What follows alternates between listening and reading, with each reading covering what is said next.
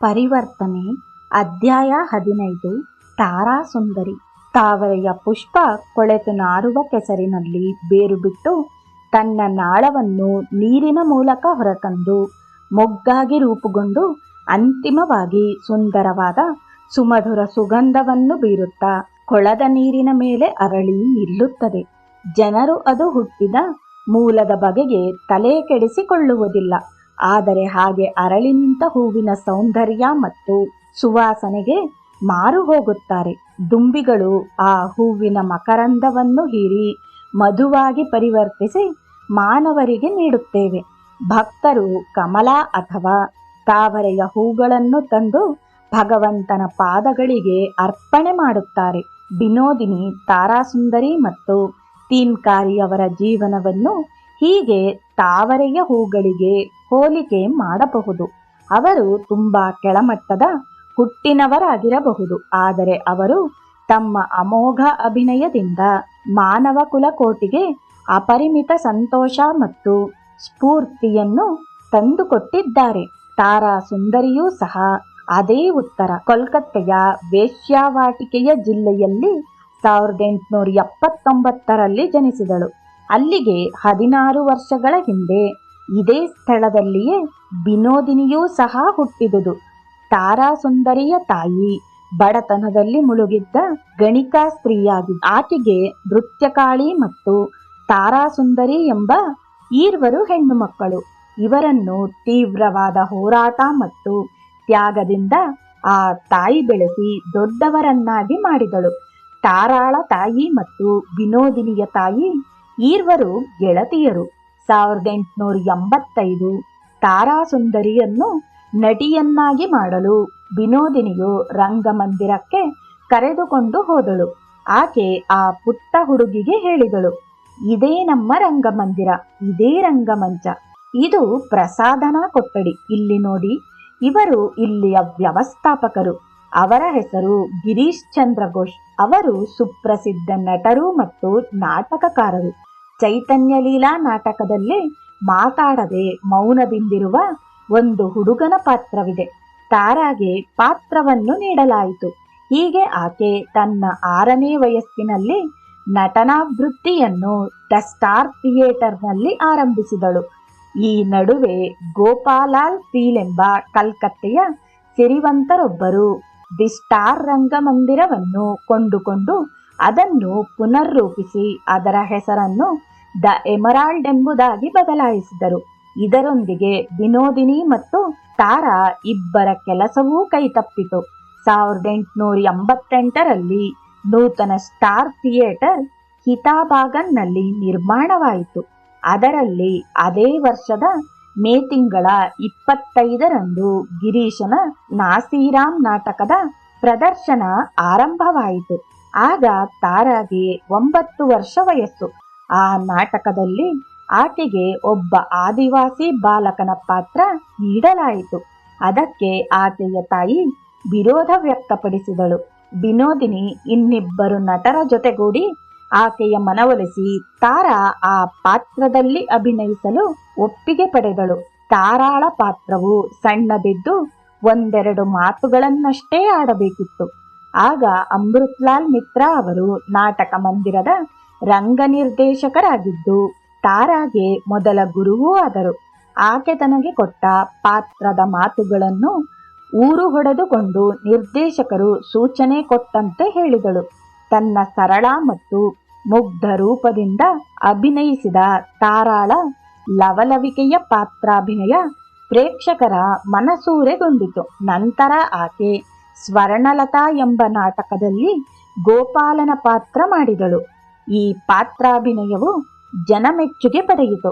1888ರಲ್ಲಿ the star ರಂಗಮಂದಿರಕ್ಕೆ Girish ಹಿಂತಿರುಗಿದಾಗ ತಾರೆಗೆ ಅವನನ್ನು ಭೇಟಿ ಮಾಡುವ ಅವಕಾಶ ಒದಗಿತು. ಒಂದು ದಿನ ಗಿರೀಶ್ ರಂಗಮಂದಿರಕ್ಕೆ ಬಂದವನೇ ಶ್ರೀರಾಮಕೃಷ್ಣರ ಚಿತ್ರಪಟಕ್ಕೆ ಕೈ ಮುಗಿದು ವಂದಿಸುತ್ತಾ ಕಣ್ಣು ಮುಚ್ಚಿಕೊಂಡು ಹಾಗೆಯೇ ನಿಂತನು. ತಾರಾ ಅದನ್ನೇ ಅನುಕರಣೆ ಮಾಡಿ ಅವನ ಸನಿಹವೇ ನಿಂತಳು. ಈ ಚಿಕ್ಕ ಹುಡುಗಿಯನ್ನು ನೋಡಿ ಮಂದಹಾಸ ಬೀರುತ್ತಾ ಕೇಳಿದನು, ನೀನು ಯಾರು? ನಾನು ತಾರಾ. ಆಕೆ ವಿನಯ ಮತ್ತು ಕುಶಲದಿಂದ ಉತ್ತರಿಸಿದಳು. ಗಿರೀಶ್: ಓ, ನೀನು ಗೋಪಾಲನ ಪಾತ್ರಧಾರಿ. ಅದಕ್ಕೆ ತಾರಾ ನಗುತ್ತಾ ತಲೆಯಾಡಿಸಿದಳು. ತಾರಾಳ ಗುರು ಅಮೃತ್ಲಾಲ್ ಮಿತ್ರ ಸಮೀಪವೇ ಕುಳಿತಿದ್ದರು. ಗಿರೀಶ್ ತನ್ನ ಹಸ್ತವನ್ನು ತಾರಾಳ ತಲೆಯ ಮೇಲಿಟ್ಟು ಹೇಳಿದನು. ಅಮೃತ್, ಈ ಹುಡುಗಿಯನ್ನು ಚೆನ್ನಾಗಿ ನೋಡಿಕೊ. ಈಕೆಯ ಭವಿಷ್ಯ ಚೆನ್ನಾಗಿದೆ. ಕುಂದಣಾಗಾರನಿಗಷ್ಟೇ ಒಂದು ರತ್ನಾಭರಣದ ಬೆಲೆ ತಿಳಿಯುವುದು. ನಟ ಗಿರೀಶ್ಗೆ ನಟಿಯಾಗಿ ಮುಂದೆ ವಿಕಾಸವಾಗುವ ತಾರಾಳ ಸಾಮರ್ಥ್ಯ ಅರಿವಿಗೆ ಬಂದಿತು. ಹೀಗೆ ಆಕೆಗೆ ಗಿರೀಶನ ಅನುಗ್ರಹ ಸಿಕ್ಕಿ ಮುಂದೆ ಅದು ನಿಜವೂ ಆಯಿತು. ಗಿರೀಶ್ ತನ್ನ ಪ್ರಫುಲ್ಲ ನಾಟಕಕ್ಕಾಗಿ ತಾರಳನ್ನು ಜಾಧವ್ವೆಂಬ ಹೆಸರಿನ ಬಾಲಕನ ಪಾತ್ರವನ್ನು ಮಾಡಲು ವಿಶೇಷವಾಗಿ ತರಬೇತುಗೊಳಿಸಿದ. ಈ ನಾಟಕದಲ್ಲಿ ಆ ಹುಡುಗನನ್ನು ಅವನ ಚಿಕ್ಕಪ್ಪನೇ ಕೊಲೆ ಮಾಡಿದನು. ಈ ನಾಟಕದ ಬಗ್ಗೆ ಹೆಚ್ಚು ತಿಳಿದುಕೊಳ್ಳಲು ಅಧ್ಯಾಯ 6 ನೋಡಿ. ಈ ಪಾತ್ರದಲ್ಲಿ ತಾರಾಳ ಅಭಿನಯ ಅದೆಷ್ಟು ತೀವ್ರವಾಗಿತ್ತೆಂದರೆ ಪ್ರೇಕ್ಷಕರು ಕಂಬನಿಗರೆದರು. 1889ರಲ್ಲಿ ತಾರಾಳ ವಯಸ್ಸು 10 ವರ್ಷ ಮತ್ತು ಅದೇ ವರ್ಷ ಆಕೆ ಪ್ರಥಮವಾಗಿ ಸ್ತ್ರೀ ಪಾತ್ರವನ್ನು ಅಭಿನಯಿಸಿದುದು. ಗಿರೀಶನ ಹರನಿಧಿ ನಾಟಕದಲ್ಲಿ ಸಿರಿವಂತನೊಬ್ಬನ ನೀತಿಗೆಟ್ಟ ಮಗಳಾದ ಹೇಮಾಂಗಿನಿಯ ಪಾತ್ರಕ್ಕೆ ಈಕೆಯನ್ನು ಹಾಕಿಕೊಂಡರು. ಈ ಪಾತ್ರ ಮಾಡುವವರು ಹಾಡಬೇಕಿತ್ತು. ಆದರೆ ತಾರಾ ಆಗಿನ್ನೂ ಹಾಡಲು ಕಲಿತಿರಲಿಲ್ಲ. ಹಾಗಾಗಿ ಅಮೃತ್ಲಾಲ್ ಬಸು ಅವರು ರಾಮ್ತರಣ್ ಸನ್ಯಾಲ್ರನ್ನು ಆಕೆಗೆ ಹಾಡಲು ಕಲಿಸುವುದಕ್ಕೆ ನೇಮಿಸಿದರು. ಕಾಶಿನಾಥ್ ಚಟ್ಟೋಪಾಧ್ಯಾಯ್ ಆಕೆಗೆ ನೃತ್ಯವನ್ನು ಕಲಿಸಿದರು. ತಾರಾ 13 ವರ್ಷದವಳಾಗಿದ್ದಾಗ ಚೈತನ್ಯಲೀಲಾ ನಾಟಕದಲ್ಲಿ ಚೈತನ್ಯನ ಪಾತ್ರ, ನಳದಮಯಂತಿ ನಾಟಕದಲ್ಲಿ ದಮಯಂತಿಯಾಗಿ ಮತ್ತು ಬುದ್ಧದೇವ್ ಚರಿತ್ ನಾಟಕದಲ್ಲಿ ಗೋಪಾಳ ಪಾತ್ರಗಳನ್ನು ಅಭಿನಯಿಸಿದಳು. ಈ ಎಲ್ಲಾ ಪಾತ್ರಗಳನ್ನು ಈ ಮುನ್ನ ವಿನೋದಿನಿಯು ಮಾಡುತ್ತಿದ್ದಳು. ತಾರಾ ತನ್ನ ರಂಗಭೂಮಿಯ ಅವಧಿಯಲ್ಲಿ ಅಭಿನಯಿಸಿದ ಹಲವು 10 ಪಾತ್ರಗಳ ಸಂಖ್ಯೆಯನ್ನು ಇಲ್ಲಿ ನಮೂದಿಸುವುದು ಸಾಧ್ಯವಾಗದು. ಒಬ್ಬ ಸುಂದರವಾದ ಮತ್ತು ಯಶಸ್ವಿ ಸ್ತ್ರೀಯ ಯೌವನ ಕಾಲವನ್ನು ಅಪಾಯಕಾರಿಯಾದ ಕಾಲವೆನ್ನಲೇಬೇಕು. ಏಕೆಂದರೆ ಈ ಸಮಯದಲ್ಲೇ ಆಕೆ ಹಲವು ಆಕರ್ಷಣೆಗಳಿಗೆ ಮತ್ತು ಆಸೆಗಳಿಗೆ ಬಲಿಯಾಗುವುದು. ತಾರಾಳು 15 ಅಥವಾ 16ನೇ ವಯಸ್ಸಿನಲ್ಲಿದ್ದಾಗ ಅಮೃತ್ಲಾಲ್ ಬಸು ಅವರು ಬಂಕಿಂ ಚಂದ್ರರ ಚಂದ್ರಶೇಖರ್ ಕಾದಂಬರಿಯನ್ನು ರಂಗಕ್ಕೆ ಅಳವಡಿಸಿ ಆಕೆಗೆ ಶೈವಾಲಿನಿಯ ಪಾತ್ರವನ್ನು ನೀಡಿದರು. ಆಕೆಗೆ ಈ ಪಾತ್ರಕ್ಕೆ ತರಬೇತಿ ನೀಡುವಾಗ ಅಮೃತ್ ಹೇಳಿದರು, ನಿನ್ನ ವೃತ್ತಿ ಜೀವನ ಈ ಪಾತ್ರದ ಮೇಲೆ ಅವಲಂಬಿಸಿದೆ. ಈ ಪಾತ್ರದ ಅಭಿನಯದಲ್ಲಿ ನೀನು ಯಶಸ್ಸನ್ನು ಕಂಡರೆ ರಂಗಭೂಮಿಯಲ್ಲಿ ನೀನು ಚಿರಸ್ಥಾಯಿಯಾದಂತೆ. ಈ ಪಾತ್ರದ ಅಭಿನೇತ್ರಿಯಾಗಿ ತಾರಾ ಬೆಳಗಾಗುವುದರೊಳಗೆ ಪ್ರಸಿದ್ಧ ತಾರೆಯೇ ಆಗಿದ್ದಳು. ಶೈವಾಲಿನಿಯಾಗಿ ತಾರಾ ಈ ನಾಟಕದಲ್ಲಿ 3 ರಾತ್ರಿಯಷ್ಟೇ ಅಭಿನಯಿಸಿದಳೆಂದು ಹೇಳುತ್ತಾರೆ. ಏಕೆಂದರೆ ಅಮರೇಂದ್ರನಾಥ್ ದತ್ತನೆಂಬ ಸಿರಿವಂತ ತರುಣ ಆಕೆಯನ್ನು ಮೋಹಗೊಳಿಸಿ ಕರೆದೊಯ್ದಿದ್ದನು. ಅವನು ಮತ್ತು ತಾರಾ ಕಲ್ಕತ್ತೆಯ ಒಂದು ಬಡಾವಣೆ ಬಾಗ್ಮರಿಯಲ್ಲಿದ್ದ ಅವನ ಮನೆಗೆ ತೆರಳಿದ್ದರು. ಹಣ ನಿರಂತರವಾಗಿ ಬಂದು ಕೂಡಿಕೊಳ್ಳದಿದ್ದರೆ ಉಳಿಸಿದ್ದ ಹಣ ನಿಧಾನವಾಗಿ ಖಾಲಿಯಾಗುತ್ತದೆ. ಅಮರೇಂದ್ರನ ಕುಟುಂಬ ಅವನೊಂದಿಗೆ ತನ್ನ ಸಂಪರ್ಕವನ್ನು ಕಡಿದುಕೊಂಡಿತು ಮತ್ತು ಅವನಲ್ಲಿದ್ದ ಹಣವೆಲ್ಲವೂ ಬರಿದಾಯಿತು. ನಂತರ ಅಮರೇಂದ್ರನು ತಾರಾ ಮತ್ತು ಅವನ ಕೆಲವರು ಮಿತ್ರರ ಸಹಾಯದಿಂದ ದ ಇಂಡಿಯನ್ ಡ್ರಾಮಾಟಿಕ್ ಕ್ಲಬ್ ಅನ್ನು ಹುಟ್ಟುಹಾಕಿದನು. ಈ ಮೂಲಕ ಅವನು ಬೇರೆ ಬೇರೆ ರಂಗಮಂದಿರಗಳಲ್ಲಿ ಹಲವು ನಾಟಕಗಳನ್ನು ಪ್ರದರ್ಶನಕ್ಕೆ ತಂದನಾದರೂ ಅದರಿಂದ ಹೆಚ್ಚಿಗೆ ಹಣ ಸಂಪಾದನೆಯಾಗಲಿಲ್ಲ. ಬಡತನವೆಂಬುದು ಬದುಕಿನ ಕಟು ಸತ್ಯಗಳನ್ನು ತೆರೆದಿಡುತ್ತದೆ. ಒಂದು ದಿನ ಮನೆಗೆ ಊಟಕ್ಕೆಂದು ಸಾಮಾನು ಕೊಳ್ಳಲು ಅವನಲ್ಲಿ ಹಣವಿಲ್ಲದಾಯಿತು. ತಾರಾಳು ಅಮರೇಂದ್ರನನ್ನು ಕುರಿತು ತೋಟದ ಮಾಲಿಯಿಂದ 2 ರೂಪಾಯಿ ಸಾಲ ಪಡೆದು ತಿಂಡಿ ತರಲು ಹೇಳಿದಳು. ಅಮರೇಂದ್ರ ಮಾಲಿಯಿಂದ ಹಣ ಪಡೆದ ಸಮಯದಲ್ಲಿ ಅವನ ಬಡಮಿತ್ರನೊಬ್ಬ ಅನಿರೀಕ್ಷಿತವಾಗಿ ಸಿಕ್ಕಿ ಸಹಾಯ ಬೇಡಿದನು. ಧಾರಾಳಿಯಾದ ಅಮರೇಂದ್ರ ತನ್ನಲ್ಲಿದ್ದ ಆ ಹಣವನ್ನು ಆತನಿಗೆ ನೀಡಿದನು. ಇಡೀ ದಿನ ಒಂದು ತುತ್ತು ಆಹಾರ ಸಿಗದೆ ಅವರು ದಿನಗಳೆಯಬೇಕಾಯಿತು. ದ ಮಿನರ್ವಾ ಥಿಯೇಟರ್ನಲ್ಲಿ ಪ್ರಸಿದ್ಧ ಅಭಿನೇತ್ರಿ ತೀನ್ಕಾರಿಯ ನಾಯಕಿಯ ಪಾತ್ರ ಮಾಡಿದ್ದ ಗಿರೀಶ್ನ ಕರಮೇತಿ ಬಾಯ್ ನಾಟಕ ಪ್ರದರ್ಶನವಾಗುತ್ತಿತ್ತು. ಆದರೆ ನಾಟಕ ನಡೆಯುತ್ತಿದ್ದ ಸಮಯದಲ್ಲಿ ಅನಿರೀಕ್ಷಿತವಾಗಿ ತೀನ್ಕಾರಿ ರಂಗಮಂದಿರವನ್ನು ಬಿಟ್ಟು ಹೋದಳು. ದಾರಿ ಕಾಣದಾದ ಗಿರೀಶನು ಬಾಗ್ಮರಿಗೆ ಧಾವಿಸಿ ಬಂದು ತಾರಾಳನ್ನು 2 ರಾತ್ರಿಗಳವರೆಗೆ ನಾಯಕಿಯ ಪಾತ್ರ ಮಾಡುವಂತೆ ಕೇಳಿಕೊಂಡನು. ಹೀಗೆ ಮತ್ತೆ ತಾರಾ ರಂಗಭೂಮಿಗೆ ಹಿಂತಿರುಗಿದಳು. ನಾಟಕ ಮುಗಿದ ಬಳಿಕ ಗಿರೀಶ್ ಆಕೆಯ ಬೆನ್ನು ತಟ್ಟುತ್ತಾ ಹೇಳಿದ, ಪ್ರೀತಿಯ ಮಗು, ಈಗ ನೀನು ನನ್ನ ಮರ್ಯಾದೆ ಉಳಿಸಿದೆ. ನೀನು ಮುಂದೆ ಬಂಗಾಳದ ಪ್ರಸಿದ್ಧ ಅಭಿನೇತ್ರಿಯಾಗುತ್ತೀಯಾ ಎಂದು ಆಶೀರ್ವದಿಸಿದನು. ತಾರಾಳ ಪ್ರೇಮಿ ಅಮರೇಂದ್ರನು ದ ಎಮರಾಲ್ಡ್ ಥಿಯೇಟರ್ ಅನ್ನು ಗುತ್ತಿಗೆಯ ಮೇಲೆ ಪಡೆದುಕೊಂಡು ದ ಕ್ಲಾಸಿಕ್ ಥಿಯೇಟ್ರಿಕಲ್ ಕಂಪನಿಯನ್ನು ಆರಂಭಿಸಿದ. 1897ರ ಏಪ್ರಿಲ್ 16ರಂದು ಗಿರೀಶನ ನಳದಮಯಂತಿ ನಾಟಕ ಅಲ್ಲಿ ಪ್ರದರ್ಶನಗೊಂಡು ಅದರಲ್ಲಿ ತಾರಾ ದಮಯಂತಿಯ ಪಾತ್ರ ಮಾಡಿದಳು. ಹೇಗೆ ಬೆಂಕಿಯನ್ನು ಮುಚ್ಚಿಡಲು ಸಾಧ್ಯವಾಗುವುದಿಲ್ಲವೋ ಹಾಗೆಯೇ ಪ್ರತಿಭೆಯನ್ನು ಹಿಂದಿಕ್ಕಲೂ ಸಾಧ್ಯವಿಲ್ಲ. ತಾರಾಳ ಅಭಿನಯ ಜೀವನ ಮತ್ತೊಮ್ಮೆ ದೊಡ್ಡ ಪ್ರಮಾಣದಲ್ಲಿ ಶುರುವಾಯಿತು. The Classic Theatrical Company Haranidhi, Tarubala, Bilwamangal Thakur ಮತ್ತು ಬಂಕಿಂ ಚಂದ್ರರ ದೇವಿ ಚೌಧುರಾಣಿ ಮುಂತಾದ ಹಲವು ನಾಟಕಗಳನ್ನು ರಂಗಕ್ಕೆ ತಂದಿತು. ಈ ಎಲ್ಲಾ ನಾಟಕಗಳಲ್ಲಿಯೂ ತಾರಾ ಪ್ರಮುಖ ಸ್ತ್ರೀ ಪಾತ್ರಗಳನ್ನು ಮಾಡಿದಳಾದರೂ ಬಿಲ್ವಮಂಗಳ್ ಠಾಕೋರ್ ನಾಟಕದಲ್ಲಿ ಗಣಿಕಾಸ್ತ್ರೀ ಚಿಂತಾಮಣಿಯಾಗಿ ಮತ್ತು ದೇವಿ ಚೌಧುರಾಣಿಯಲ್ಲಿ ದೇವಿಯಾಗಿ ಕಾಣಿಸಿಕೊಂಡು ಆಕೆ ನಿಜವಾದ ತಾರೆ ಎನಿಸಿದಳು.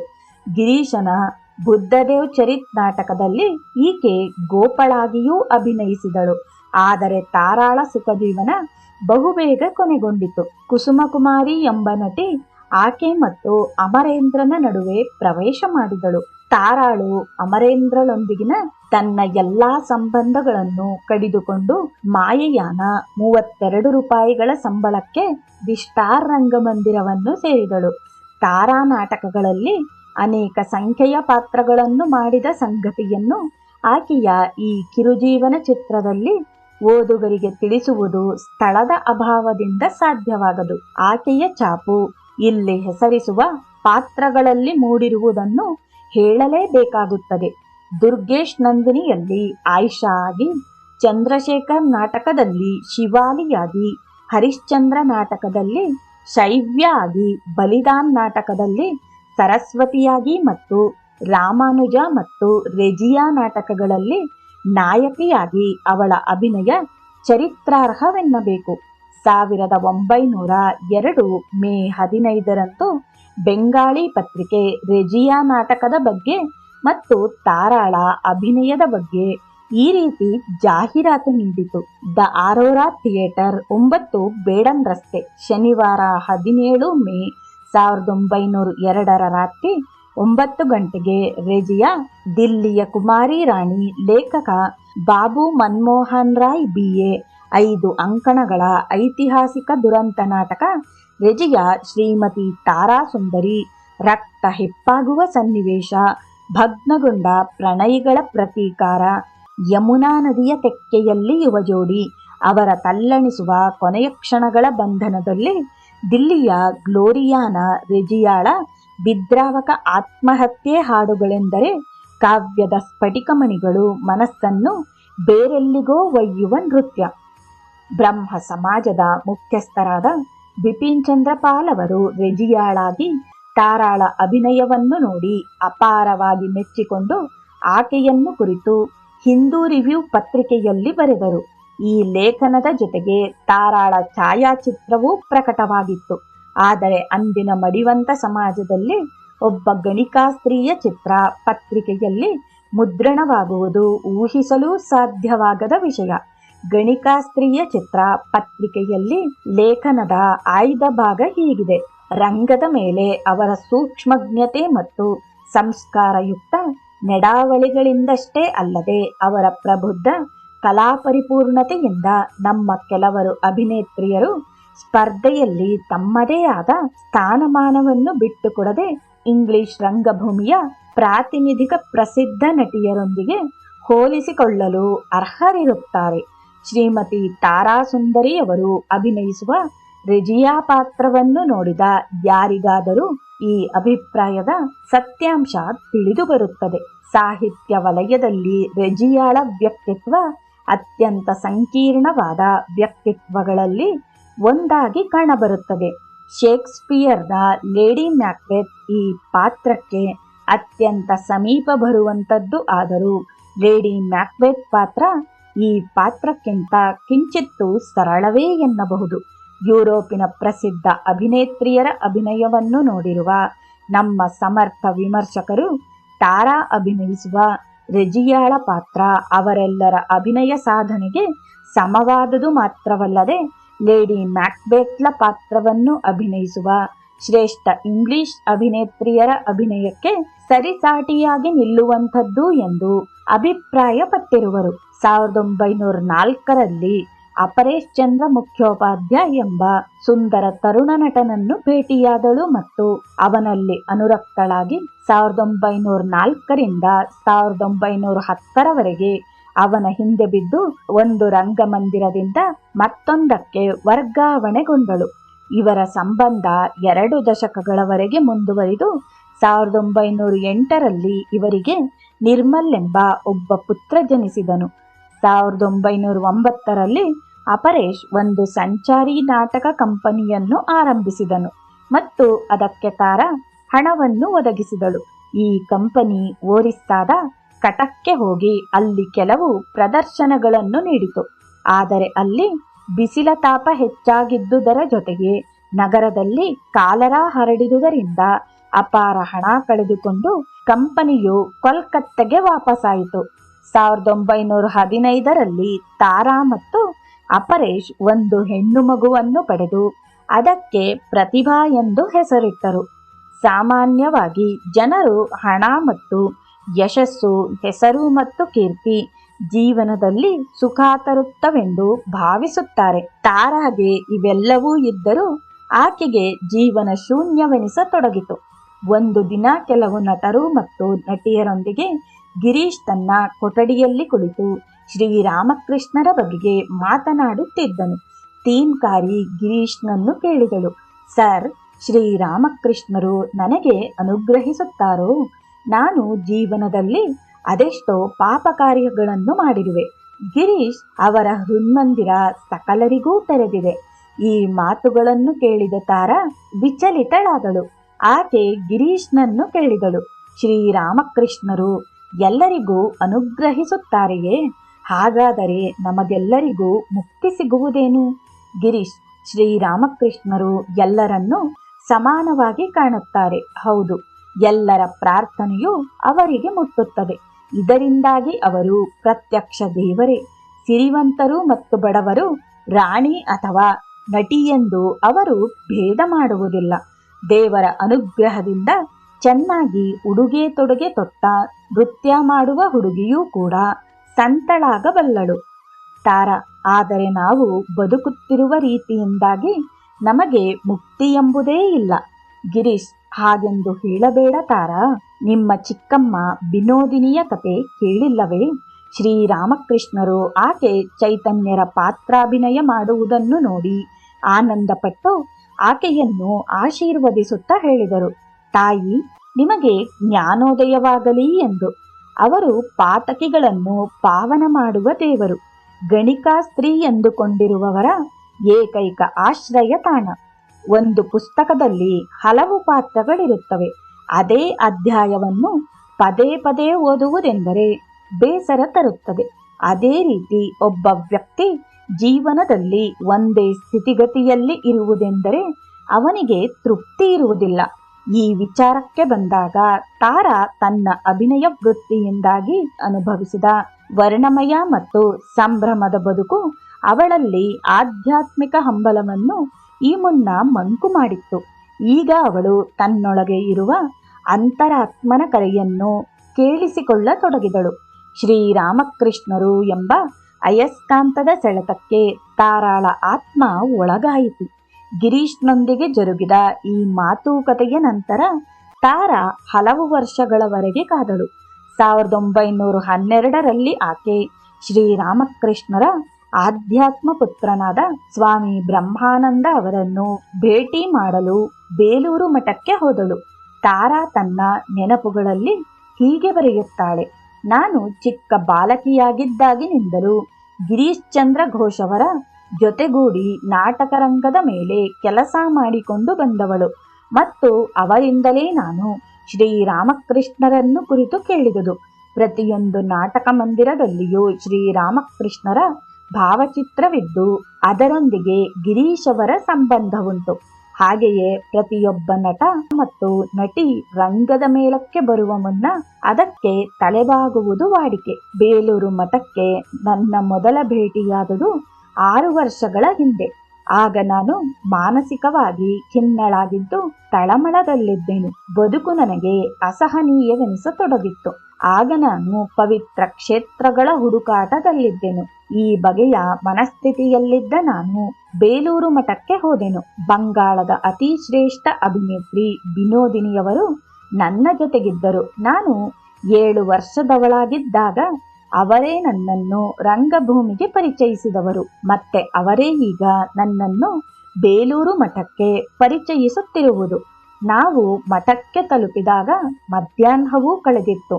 ಮಹಾರಾಜ್ ಅವರು ಮಧ್ಯಾಹ್ನ ಊಟ ಮುಗಿಸಿಕೊಂಡು ವಿಶ್ರಾಂತಿಗೆಂದು ತಮ್ಮ ಕೊಠಡಿಗೆ ತೆರಳಲಿದ್ದರು. ಆ ಸಮಯಕ್ಕೆ ಸರಿಯಾಗಿ ನಾವು ಅವರನ್ನು ಕಂಡು ನಮಸ್ಕರಿಸಿದೆವು. ಮಹಾರಾಜ್ ಹೇಳಿದರು: ಓ ವಿನೋದಿನಿ, ತಾರಾ, ನೀವೀಗ ಬರುತ್ತಿದ್ದೀರಿ, ಆದರೆ ತಡವಾಗಿ ಬರುತ್ತಿದ್ದೀರಿ. ನಮ್ಮ ಊಟ ಈಗಾಗಲೇ ಮುಗಿದಿದೆ. ನೀವು ಇಲ್ಲಿಗೆ ಬರುವ ಮುನ್ನ ತಿಳಿಸಬೇಕಿತ್ತು. ನಮ್ಮ ಬಗೆಗೆ ಅವರು ಅದೆಷ್ಟು ಗಮನವನ್ನು ತೋರಿದರು ಎಂಬುದು ಕಾಣಿಸುತ್ತಿತ್ತು.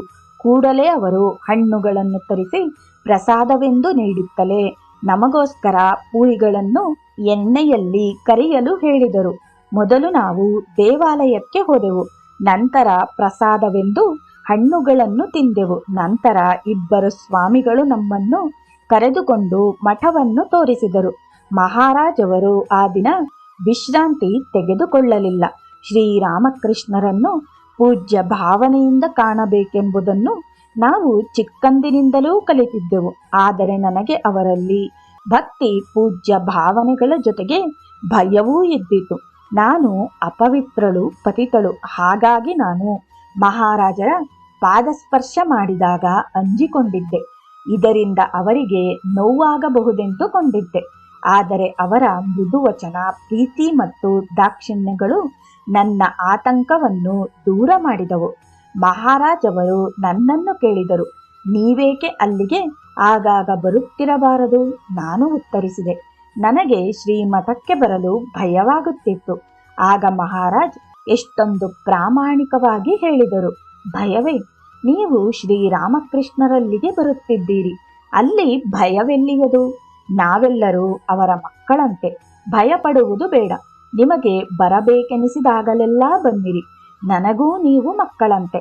ಭಗವಂತ ಬಾಹ್ಯದ ವಿಷಯಗಳಲ್ಲಿ ಗಮನವೀಯುವವನಲ್ಲ. ಅವನು ನಮ್ಮ ಒಳಗನ್ನು ನೋಡುತ್ತಾನೆ. ಅವನ ಬಳಿಗೆ ಸಾರಲು ಯಾವುದೇ ರೀತಿಯ ಭಯ ಬೇಕಿಲ್ಲ. ನನಗೆ ನನ್ನ ಕಣ್ಣೀರನ್ನು ತಡೆದುಕೊಳ್ಳಲು ಆಗಲಿಲ್ಲ. ನನ್ನ ಬದುಕಿನ ದುಃಖವೆಲ್ಲ ಕಂಬನಿಯಾಗಿ ಕರಗಿ ಹೋಯಿತು. ಇಲ್ಲಿದೆ ಆಶ್ರಯ ಎಂಬ ಅರಿವು ನನಗೆ ಮೂಡಿತ್ತು. ಇಲ್ಲಿರುವ ಯಾರೊಬ್ಬರಿಗೂ ನಾನು ಪಾಪಿಯಲ್ಲ, ಅಸ್ಪೃಶ್ಯಳೂ ಅಲ್ಲ. ಸ್ವಾಮಿ ಬ್ರಹ್ಮಾನಂದರ ಸಲಹೆ ಮೇರೆಗೆ ಅಪರೇಶ್ ಭಾರತದ ಬಹುದೊಡ್ಡ ಸಂತರಾದ ರಾಮಾನುಜರ ಮೇಲೆ ಒಂದು ನಾಟಕ ಮಾಡಲು ಆರಂಭಿಸಿದರು. ಶ್ರೀರಾಮಕೃಷ್ಣರ ಶಿಷ್ಯ ಬಳಗದವರ ನಿಕಟ ಸಂಪರ್ಕದೊಂದಿಗೆ ಈ ಕೆಲಸ ಮೊದಲು ಸ್ವಾಮಿ ರಾಮಕೃಷ್ಣಾನಂದರು ಬರೆದ ರಾಮಾನುಜರ ಜೀವನ ಚರಿತ್ರೆಯನ್ನು ಓದುವುದರೊಂದಿಗೆ ಆರಂಭವಾಯಿತು. ನಂತರ ತನ್ನ ನಾಟಕದ ಎಲ್ಲ ಅಧ್ಯಾಯಗಳನ್ನು ಉದ್ಬೋಧನ್ ಭವನದಲ್ಲಿ ಸ್ವಾಮಿ ಶಾರದಾನಂದ ಅವರ ಮುಂದೆ ಅಪರೇಶ್ ಓದಿದರು. ಈ ವಿಚಾರವಾಗಿ ಸ್ವಾಮಿಯವರು ಅಪರೇಶ್ಗೆ ಪ್ರೋತ್ಸಾಹ ನೀಡಿ ರಾಮಾನುಜರು ಪ್ರತಿಪಾದಿಸಿದ ವಿಶಿಷ್ಟಾದ್ವೈತ ದರ್ಶನವನ್ನು ವಿವರಿಸಿದರು. ಸ್ವಾಮಿ ಬ್ರಹ್ಮಾನಂದ ಅವರೂ ಸಹ ಅಪರೇಶ್ಗೆ ನಾಟಕದಲ್ಲಿ ಶ್ರೀರಾಮನನ್ನು ಕುರಿತ ಒಂದು ಕೀರ್ತನೆಯನ್ನು ಸೇರಿಸುವಂತೆ ಸಲಹೆ ನೀಡಿ ಸ್ವಾಮಿ ಅಂಬಿಕಾನಂದ ಅವರಿಗೆ ಈ ಕೀರ್ತನೆಗೆ ರಾಗ ಸಂಯೋಜನೆ ಮಾಡುವಂತೆ ತಿಳಿಸಿದರು. ಈ ನಾಟಕದ ಮೊದಲ ಪ್ರದರ್ಶನ 1916ರ ಜುಲೈ 15ರಂದು ದ ಮಿನರ್ವಾ ರಂಗಮಂದಿರದಲ್ಲಿ ನಡೆಯಿತು. ಯಮುನಾಚಾರ್ಯರ ಪಾತ್ರದಲ್ಲಿ ಅಪರೇಶ್ ಕಾಣಿಸಿಕೊಂಡನು. ನಾಯಕ ಪಾತ್ರದಲ್ಲಿ ರಾಮಾನುಜರಾಗಿ ತಾರಾ ಅಭಿನಯಿಸಿದಳು.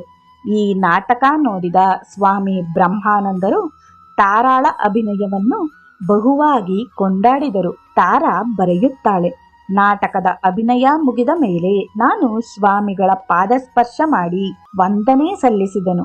ಅವರು ನನಗೆ ಆಶೀರ್ವದಿಸುತ್ತಾ ಹೀಗೆ ಹೇಳಿದರು, ಬಹಳ ಒಳ್ಳೆಯದು, ಅಭಿನಯ ಶ್ರೇಷ್ಠವಾಗಿತ್ತು. ನಿಮ್ಮಲ್ಲಿ ಭಕ್ತಿ ಇನ್ನೂ ಅಧಿಕಗೊಂಡು ಪಕ್ವವಾಗಲಿ. ಅಪರೇಶ್ ಬರೆಯುತ್ತಾರೆ, ರಂಗಮಂದಿರ ಒಂದು ಮನೋರಂಜನೆ ನೀಡುವ ಸ್ಥಳವಷ್ಟೇ ಆಗದೆ ಅದು ರಾಷ್ಟ್ರೀಯ ವಿದ್ಯಾಪ್ರಸಾರದ ಕೇಂದ್ರವೂ ಆಗಬೇಕು ಎಂದು ಸ್ವಾಮಿ ಬ್ರಹ್ಮಾನಂದರು ಬಯಸಿದರು. ಅವರು ರಂಗಮಂದಿರಕ್ಕೆ ಬಂದು ನಾಟಕಗಳನ್ನು ವೀಕ್ಷಿಸುತ್ತಿದ್ದು ನಟ ನಟಿಯರನ್ನು ವಿಶೇಷವಾಗಿ ಪ್ರೋತ್ಸಾಹಿಸುತ್ತಾ ಅವರಲ್ಲಿ ನೈತಿಕ ಮತ್ತು ಆಧ್ಯಾತ್ಮಿಕ ಪ್ರಗತಿಯಾಗಬೇಕೆಂದು ಬಯಸಿ ಪ್ರಾರ್ಥಿಸುತ್ತಿದ್ದರು. ಅವರು ಸಮಾಜದ ಮೇಲ್ಮೈಗಾಗಿ ಶ್ರಮಿಸಬೇಕೆಂದು ಹೇಳುತ್ತಾ ಈ ವಿಚಾರವಾಗಿ ನಟ ನಟಿಯರಿಗೆ ಸ್ಫೂರ್ತಿ ನೀಡುವ ಮಾತನಾಡುತ್ತಿದ್ದರು. ತಾರಾ ಮತ್ತು ಅಪರೇಶ್ ಇರುವರು ಸ್ವಾಮಿ ಬ್ರಹ್ಮಾನಂದ ಅವರ ಶಿಷ್ಯರಾದರು. 1918ರಲ್ಲಿ ಅಪರೇಶ್ ದಿ ಸ್ಟಾರ್ ರಂಗಮಂದಿರದ ವ್ಯವಸ್ಥಾಪಕನಾದನು. ಹಾಗಾಗಿ ಅವನೊಂದಿಗೆ ಕೆಲಸ ಮಾಡಲು ತಾರಾ ದಿ ಮಿನರ್ವಾ ರಂಗಮಂದಿರವನ್ನು ಬಿಟ್ಟು ಹೋದಳು. ದೇವೇಂದ್ರನಾಥ್ ಬಸು ಅವರು ಶೇಕ್ಸ್ಪಿಯರ್ನ ಒಥೆಲೋ ನಾಟಕವನ್ನು ಬಂಗಾಳಿ ಭಾಷೆಗೆ ಅನುವಾದಿಸಿದರು ಮತ್ತು ಅದು 1919ರ ಮಾರ್ಚ್ 8ರಂದು ಪ್ರದರ್ಶನಕ್ಕೆ ಬಂದಿತು. ಯಾಗೋ ಪಾತ್ರದಲ್ಲಿ ಅಪರೇಶ್ ಮತ್ತು ಡೆಸ್ಟಿಮೋನ್ ಪಾತ್ರದಲ್ಲಿ ತಾರಾ ಅಭಿನಯಿಸಿದರು. ಇದೇ ಮಾರ್ಚ್ 16ರಂದು ಬೆಂಗಾಳಿ ಪತ್ರಿಕೆಯು ತಾರಾಳ ಅಭಿನಯವನ್ನು ವಿಮರ್ಶೆ ಮಾಡಿ ಬರೆಯಿತು. ಡೆಸ್ಟಿಮೋನಾಳಾಗಿ ನೀಡಿದ ತಾರಾಳ ಅಭಿನಯ ಪರಿಪೂರ್ಣತೆಯ ಎತ್ತರಕ್ಕೆ ಏರಿದ್ದು ನಾಯಕಿಯಾಗಿ ತಮ್ಮಲ್ಲಿದ್ದ ಅಪರೂಪ ಸಂಯೋಜನಾಶೀಲತೆಗೆ ತಾರಾ ಪ್ರೇಕ್ಷಕರಿಂದ ಮುಕ್ತ ಹೊಗಳಿಕೆಯನ್ನು ಪಡೆದಳು. ಇದೇ ರೀತಿ ಅನೇಕ ಮಂದಿ ವಿಮರ್ಶಕರು ಅಭಿಪ್ರಾಯಪಟ್ಟರು. 1920ರಲ್ಲಿ ದಿ ಸ್ಟಾರ್ ರಂಗಮಂದಿರವನ್ನು ವಹಿಸಿಕೊಳ್ಳಲು ಅಪರೇಶ್ಗೆ ತಾರಾ ಸಹಾಯ ಮಾಡಿದಳು. ನಂತರ ಅವರಿರುವರು ಅಲ್ಲಿ ಬೇರೆ ಬೇರೆ ನಾಟಕಗಳಲ್ಲಿ ಅಭಿನಯಿಸಿದರು. ರಂಗಮಂದಿರದಿಂದ ಅವರಿರುವರು ಒಳ್ಳೆಯ ಸಂಪಾದನೆಯನ್ನು ಮಾಡಿಕೊಂಡರು. ಅಪರೇಶ್ನೊಂದಿಗೆ ತಾರಾಳ ಕೌಟುಂಬಿಕ ಜೀವನ 2 ಮಕ್ಕಳ ಜೊತೆಯಲ್ಲಿ ಸುಗಮವಾಗಿ ಸಾಗುತ್ತಿತ್ತು. ಆದರೆ ಸ್ವಾಮಿ ಬ್ರಹ್ಮಾನಂದ ಅವರಿಂದ ದೀಕ್ಷೆಯನ್ನು ಸ್ವೀಕರಿಸಿದ ಮೇಲೆ ಆಕೆಯ ಜೀವನದ ಗತಿ ಬದಲಾವಣೆಗೆ ಒಳಪಟ್ಟಿತು. ಸಂಪತ್ತು ಮತ್ತು ಐಷಾರಾಮಿ ಜೀವನದಲ್ಲಿ ಮುಂಚೆಯಿದ್ದ ರುಚಿ ಕಡಿಮೆಯಾಯಿತು. ರಂಗದ ಮೇಲೆ ಪಾತ್ರಧಾರಿಯಾಗಿ ಝಗಮಗಿಸುವ ವೇಷಭೂಷಣದೊಂದಿಗೆ ಕಾಣಿಸಿಕೊಂಡರೂ ಮನೆಯಲ್ಲಿ ಅತ್ಯಂತ ಸರಳವಾದ ಸೀರೆಯನ್ನು ಉಟ್ಟು ನೆಲದ ಮೇಲೆ ಒಂದು ಹಚಡ ಹಾಸಿಕೊಂಡು ಮಲಗುತ್ತಿದ್ದಳು. ಮಧ್ಯಾಹ್ನದ ಊಟ ಸಸ್ಯಾಹಾರದ್ದು ಮತ್ತು ರಾತ್ರಿಯಲ್ಲಿ ಕೇವಲ ಒಂದಿಷ್ಟು ಅನ್ನ ಮತ್ತು ಏನಾದರೂ ಒಂದು ಚೂರು ಸಿಹಿಯನ್ನು ತಿನ್ನುತ್ತಿದ್ದಳು. ಆಕೆ ಚಹಾ ಪ್ರಿಯಳಾಗಿದ್ದು ರಂಗಮಂದಿರಕ್ಕೆ ಚಹಾವನ್ನು ಒಂದು ಫ್ಲಾಸ್ಕ್ನಲ್ಲಿ ತುಂಬಿಕೊಂಡು ಹೋಗುತ್ತಿದ್ದಳು. ಸ್ವಾಮಿ ಬ್ರಹ್ಮಾನಂದ ಅವರ ದೃಷ್ಟಿಯಲ್ಲಿ ಒರಿಸ್ಸಾದ ಭುವನೇಶ್ವರವು ಆಧ್ಯಾತ್ಮ ಸಾಧಕರಿಗೆ ಅತ್ಯಂತ ಪ್ರಶಸ್ತವಾದ ಸ್ಥಳವೆನಿಸಿತು. ಅಲ್ಲಿ ಅವರು ಒಂದಷ್ಟು ವಿಶಾಲವಾದ ಭೂಮಿಯನ್ನು ಕೊಂಡು ಒಂದು ಆಶ್ರಮವನ್ನು ನಿರ್ಮಾಣ ಮಾಡಿದರು. ತಾರಾ ನೆನಪಿಸಿಕೊಳ್ಳುತ್ತಾಳೆ, ನಾನು ಎಲ್ಲೆಡೆ ಸಂಚರಿಸುತ್ತಿದ್ದೆನಾದರೂ ಮಾನಸಿಕ ಶಾಂತಿ ನನ್ನದಾಗಿರಲಿಲ್ಲ. ಜೀವನ ನನಗೆ ಶೂನ್ಯವೆನಿಸತೊಡಗಿತ್ತು. ಒಳಗೆ ಅಪಾರ ನೋವು ನನ್ನನ್ನು ಕಾಡುತ್ತಿತ್ತು. ಹಾಗಾಗಿ ನೆಮ್ಮದಿ ಮತ್ತು ಶಾಂತಿ ದೊರಕಬಹುದಾದ ಒಂದು ಸ್ಥಳಕ್ಕಾಗಿ ಹುಡುಕುತ್ತಿದ್ದೆನು. ಪುರಿಯ ಜಗನ್ನಾಥನ ದರ್ಶನಕ್ಕಾಗಿ ಹೊರಟೆನು. ಆದರೆ ಮಾರ್ಗ ಮಧ್ಯದಲ್ಲಿ ಭುವನೇಶ್ವರದಲ್ಲಿ ಉಳಿದುಕೊಂಡೆನು. ಅಲ್ಲಿ ನಾನು ಒಂದು ಧರ್ಮಶಾಲೆಯಲ್ಲಿ ಉಳಿದುಕೊಂಡಿದ್ದೆ. ಮಹಾರಾಜವರು ಭುವನೇಶ್ವರದಲ್ಲಿದ್ದಾರೆಂದು ತಿಳಿದು ನಾನು ಅವರ ದರ್ಶನ ಪಡೆಯಲು ಅಲ್ಲಿಗೆ ಹೊರಟೆನು. ಅವರ ಪ್ರೀತಿ, ಅನುಕಂಪ ಮತ್ತು ಕರುಣೆಗೆ ಹೋಲಿಕೆಯೇ ಇಲ್ಲವೆನ್ನಬೇಕು. ನನಗೆ ಅವರು ಊಟ ಮಾಡಿಸಲು ಮುಂದಾದರು. ಆಗ ಹೇಳಿದರು, ಓ, ನೀನು ಈ ಉರಿ ಬಿಸಿಲಿನಲ್ಲಿ ಇಲ್ಲಿಗೆ ಬಂದಿದ್ದೀಯ. ನಿನ್ನ ಮುಖ ಒಣಗಿ ಹೋಗಿದೆ. ನೀನು ಆರೋಗ್ಯ ಸುಧಾರಿಸಿಕೊಳ್ಳಲು ಬಂದಿರುವೆ ತಾನೇ? ಬಿಸಿಲಿಗೆ ನೀನು ಹೋಗುವುದು ಬೇಡ. ನೀನು ಊಟ ಮಾಡುವುದೆಲ್ಲಿ?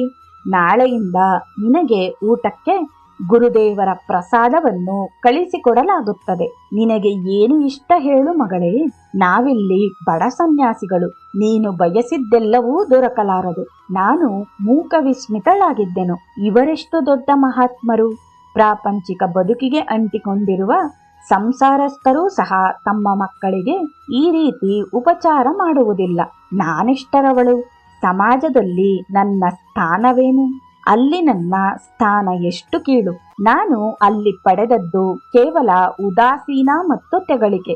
ನನಗೆ ತಂದೆ ಎಂಬುವವರೂ ಇಲ್ಲ, ನಿಜವಾದ ಮಿತ್ರರೂ ಇಲ್ಲ ಮತ್ತು ಬಂಧು ಬಳಗವೆಂಬುದೂ ಇಲ್ಲ. ಶ್ರೀರಾಮಕೃಷ್ಣ ಪರಮಹಂಸರ ಆಧ್ಯಾತ್ಮ ಪುತ್ರರು, ಸರ್ವಸಂಗ ಪರಿತ್ಯಾಗಿಗಳು ಮತ್ತು ಪೂಜಾರ್ಹರೂ ಆದ ಸ್ವಾಮಿ ಬ್ರಹ್ಮಾನಂದ ಮಹಾರಾಜ್ ತಮ್ಮ ಆಧ್ಯಾತ್ಮ ಪ್ರೀತಿಯನ್ನು ತೋರಿ ನನ್ನನ್ನು ತಮ್ಮವಳೆಂದು ಸ್ವೀಕರಿಸಿದ್ದಾರೆ. ಅವರ ನಿಸ್ವಾರ್ಥ ಪ್ರೀತಿಗೆ, ಔದಾರ್ಯಕ್ಕೆ ನಾನು ಶರಣಾದೆ. ನಾನು ನನ್ನ ತಂದೆಯನ್ನು ಕಣ್ಣಾರೆ ಕಂಡವಳೇ ಅಲ್ಲ. ಅವರು ನಾನಿನ್ನೂ ನನ್ನ ತಾಯಿಯ ಗರ್ಭದಲ್ಲಿರುವಾಗಲೇ ತೀರಿಕೊಂಡರೆಂದು ಕೇಳಿ ತಿಳಿದಿದ್ದೇನೆ.